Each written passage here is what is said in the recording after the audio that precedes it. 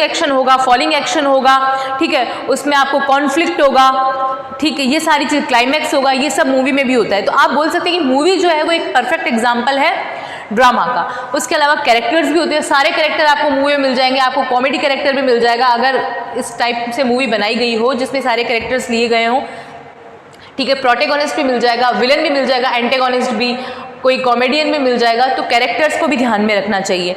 Dialogue भी होते हैं मूवीज़ में, अच्छे अच्छे डायलॉग्स दिए जाते हैं, उनसे मूवी इंटरेस्टिंग बन जाती है। म्यूज़िक रिद्म तो ज़रूरी है, सॉन्ग्स होते हैं तो म्यूज़िक हो गए, रिद्म होगी, ताल होगी, तो ये ज़रूरी है, अदरवाइज ऑडियंस को इंटरेस्ट कैसे आएगा। मतलब इन एलिमेंट्स को ध्यान में रखकर हमें ऑडियंस का इंटरेस्ट क्रिएट करना है, ठीक है। जब एरिस्टोटल ने बताया था तो मैंने आपको बताया कि एरिस्टोटल ने स्पेशली लिखा है ट्रेजेडी पे। तो वो कह रहे हैं आप ऐसा ड्रामा प्रेजेंट करो कि जो ऑडियंस बैठी है उसमें पिटी और फियर पैदा हो जाए, वो दया से भर जाए और उनमें डर समा जाए कि अच्छा ये ट्रेजेडी लिखी गई, मतलब ट्रेजेडी अगर आप प्रेजेंट करो तो ऑडियंस को फील होना चाहिए कि मतलब अगर हम भी कोई गलत काम करेंगे तो हमारे साथ ऐसा हो जाएगा। क्योंकि आपको पता है अगर ट्रेजेडी किसी के साथ होती है तो कहीं ना कहीं जो हमारा हीरो होता है उसकी पास्ट में कोई गलती रहती है, गलती की वजह से वो अपने जो है फॉलिंग उसमें आता है, मतलब डाउनफॉल हो जाता है उसका। तो ये कह रहे हैं एरिस्टोटल कि अगर आपको ऑडियंस को ट्रेजेडी दिखानी है तो ऑडियंस में पिटी एंड फियर पैदा होना चाहिए। तो ये तो बात है ट्रेजेडी की। हम अभी स्पेसिफिकली ड्रामा पे ही बात करें जिसमें ड्रामा में ट्रेजेडी, कॉमेडी आपके सब आ जाएगा। तो plot, theme, character, dialogue, music, rhythm आपको समझ में आ गया। अब स्पेक्टिकल ये क्या है? ये है जो बाकी चीज़ें हमें ड्रामा को प्रेजेंट करने के लिए स्टेज पे चाहिए होती है। प्रॉप्स हो गए, लाइटिंग हो गई, कॉस्ट्यूम्स हो गए, ये सब स्पेक्टिकल में आएंगे। क्योंकि देखो रामायण को अगर आप प्रेजेंट करोगे ऑडियंस के सामने, रामायण अगर आप प्रेजेंट करते हो तो हमें सारी चीज़ों की ज़रूरत पड़ेगी। हमें राम भगवान जैसे कॉस्ट्यूम्स की भी नीड पड़ेगी, सीता जैसे कपड़ों की भी ज़रूरत पड़ेगी, हमें धनुष की भी ज़रूरत पड़ेगी, हमें जंगलों की भी ज़रूरत पड़ेगी। तो ये आपके पास में अवेलेबल होने चाहिए। स्पेक्टिकल्स के बिना आपका ड्रामा जो है वो इंटरेस्टिंग नहीं बनेगा। तो आपके पास प्रॉपर आपके प्रॉप्स होने चाहिए, ठीक है। इवन आप खुद भी, आपको पता है कि क्या होता है स्पेक्टिकल्स, बस आज आपको ये पता चला होगा इसमें क्या क्या आता है। आप कहीं कोई ड्रामा अपने स्कूल में या कॉलेज में अगर आप ड्रामा प्रेजेंट करते हैं, कुछ भी प्ले करते हैं, कुछ भी इनेक्ट करते हैं, तो आपको स्टेज पे क्या चाहिए? लाइटिंग चाहिए कि भाई लाइटिंग प्रॉपर होनी चाहिए ताकि समझ आए।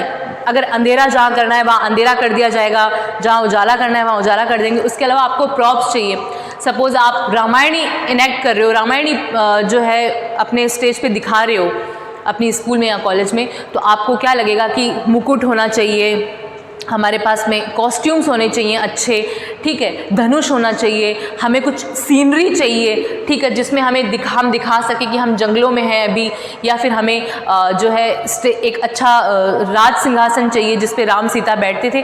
तो ये सब चीज़ें जो है वो स्पेक्टिकल्स में आती है।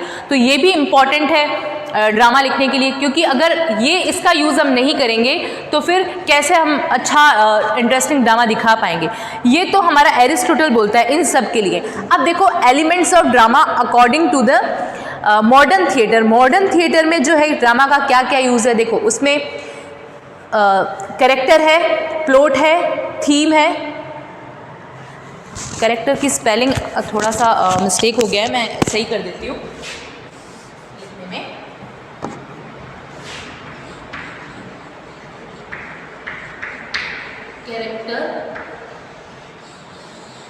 कैरेक्टर है, प्लॉट है, थीम है, डायलॉग है, कन्वेंशन है, जॉनर है, ऑडियंस है।